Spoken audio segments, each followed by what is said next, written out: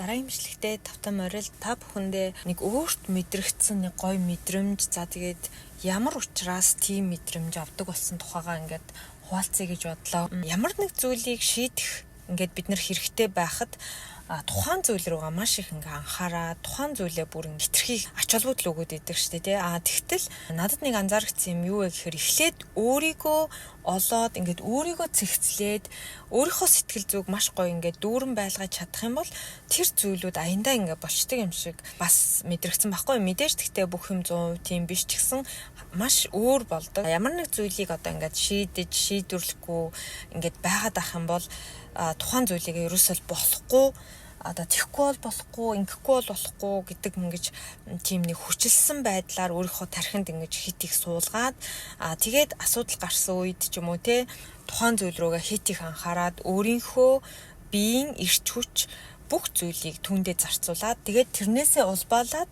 өөрийнхөө нөгөө сэтгэл зүг улам унгаагаад байдаг. Тэгснээрээ өөрийнхөө энергийг хүртэл ингээд алдаад байдаг. Тийм юм шиг надад санагдсан. Та нарт одоо ямар санагдаж байна? Би яг энийг яагаад мэдэрсэн гэхээр би ингээд нэг зүйл рүү маш их анхаарад тухайн зүйлээ бүр ингээд болгох гээд өөрийгөө ингээд хүчлээд ах тусам нөгөө зүйл нь яг болоод байгаа юм байхгүй. Тэгтэл өөрөө болохоор тэрэндээ ингээд маш их одоо юу гэдгийг дарамт үүсгээд тэгээд ингээд нэг гой байж өрөөс чадахгүй нэг тийм дандаа нэг тийм ядарсан, сулдсан тий ингээд сэтгэлээр унсан ч юм уу тиймэрхүү байгаад исэн баггүй. Тэгээд ер нь тэрийгээ ингээд орхиод за тэгээ би одоо яг миний хийх ёстой зүйл бол энэ гэдэг тий өөр зүйл рүү анхаарал хандуулаад ч юм уу ингээд яваад ирэхээр бүх зүйл айгүй гоё ингээд голдролдоо ороод яг болох юм бол болоод тий ингээд явдаг юм шиг санагдсан. Тэгээд яг үнэндээ яг одоо хийхгүй бол болохгүй зүйл байсан ч гэсэн өөрийгөө ингээд олж цэгцлээгүй л бол ерөөсөө үргэлжил тийм нөхцөл байдалтай ингээд тулгараал байгаа л байдаг юм шиг байгаа байхгүй юу. Тиймээс л яг өөрийгөө цэгцлээд олжчихсан ингээд байх юм бол амьдралд нэг түүртэх зүйл бага байдаг. Одоо хийх зүйл уул шиг их ингээд овоорсон байсан ч гэсэн хүн өөрлөгөө ингээд ирч хүч энерги зарцуулах нь угаасаа бүр номер 1 шүү гэдэг үг бол над ингээд бүр суутсан. Тэгээд ямар нэгэн байдлаар над хийх зүйл маш их байгаад за тэр тухайн зүйл маань ингээд нэг тийм жоохон болохгүй байсан ч гэсэн за би эхлээд өөрлөгөө анхаарад өөрийнхөө сэтгэл зүг гой байлгаад өөрийгөө маш гой ингээд дүүрэн байлгаж өгөх ёстой шүү гэдэг болцсоохгүй. Тэнгүүт ер нь айгүй гой ингээд болоод идэг. Тэгэхээр бид нар яагаад ингэ болохгүй нөх гэхээр дарааллаа буруу байлгаад байгаа учраас бүх юм болохгүй байгаамаа гэдэг ийм нэг сэтгэл зүйч үгээсэн. Тэгээд яг үний юм болов уу гэж бас би нэг бодоод байгаа. Хичнээн бид нар бусад зүйл рүү хүч, энерги, эрч хүчээ зориулсан ч гэсэн яг эцээцт өөрөө ядраал тэгээд гараас ч олигтой юм гарахгүй яг үнэндээ нөгөө шийдэх гээдсэн зүйлүүд нь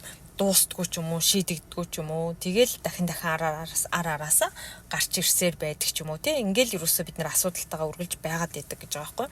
Тэгээд нэгдүгээрт хүн ерөөсөө өөрийгөө цэгцлэх хэрэгтэй. Тэгжээж гарах үр дүн ч гэсэн сайн байна гэж хэлж байгаа. Өөрийгөө олоогүй сэтгэлээ тогтвортой байлгаж чадахгүй хүн одоо гэр бүлч тэр найз нөхөдчд ажил харилцаа одоо бүх харилцаа холбоон дээр ч тэр ерөөсөө маш олон зүйлүүд ингээд асуудал болоод үүсэт байдаг гэж байгаа байхгүй. Эхлээд бид нар яах ёстой вэ гэхээр өөрийнхөө ямар байхыг сонсоод үзээрэй. Яа тэгэхээр бас ингээд сонсоод үзвэл би яг ямар байна гэдгээ бас олдог юм шиг санагдсан. Тэгэх юм бол хүн ингээд юунд ч хинт ч ингэж баригдаж хамаархаа болно. Дээрэс нь өөрийн одоо сэтгэл зүй хүртэл тогтвортой цэгцтэй болоод ирэхээр өөрөөс гарч байгаа гарах хандлага тий бодох сэтгэлгээ хүртэл ингээд аяндаа өөр болоод тэрийгэ дагаад нэг их одоо тихгүй л бол болохгүй, ингэхгүй л бол болохгүй хатуу ингээд дүрм журамгүй болцдог юм шиг байгаад байгаа байхгүй юу. Тэгэхээр бид нар одоо тихгүй л бол болохгүй юм байна шүү тий ингэхгүй л юм бол болохгүй юм байна шүү гэдэг зүйлүүд маань ингээд алуу болоод ирэхээр цаанаасаа тэгэл хүн яа тий хийх үедээ хийгээд мэдээж юмаа ингээд цалгардуулаад орхиод авахгүй тэгтээ тэрийгэ нэг тийм төгшөөж тэр шахахгүй хийгээд сурчдаг. Тийм л нэг тийм гоё үр дүн гараад ирдэг учраас ямар нэг асуудал гарахаар тухайн асуудал руугаа ингээд анхаарал хандуулад яах вэ ийх үү гэд байхасаа илүү за би одоо ингээд энэ асуудлыг шийдэхийн тулд эхлээд өөрөө би маш гоё дүүрэн сэтгэлтэй, өөрөө би маш гоё тогтвортой, цэгцтэй байх ёстой мэн гэдгээ бодоод өөрийгөө тогтворжуул сэтгэл зүгээ цэгцлэж эхлэх ёстой гэдэг зүйл байгаа даа.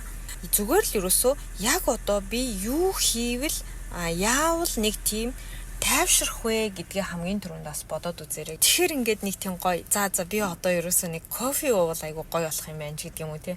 За би одоо ингээд өөртөө гоё цэцэг авбал нэг гоё болох юм байна ч гэдэг юм уу. Ингээд нэг тийм өөртөө гоё тайвшрах зүйлийг одоо тийм нэг хэцүү нэг тийм яахаа мэдгүй хүнд байдаг штэ. Одоо нэг ёо яг яах вэ гэл ингээд бид нар чинь нэг хэцүү үе байдаг штэ те.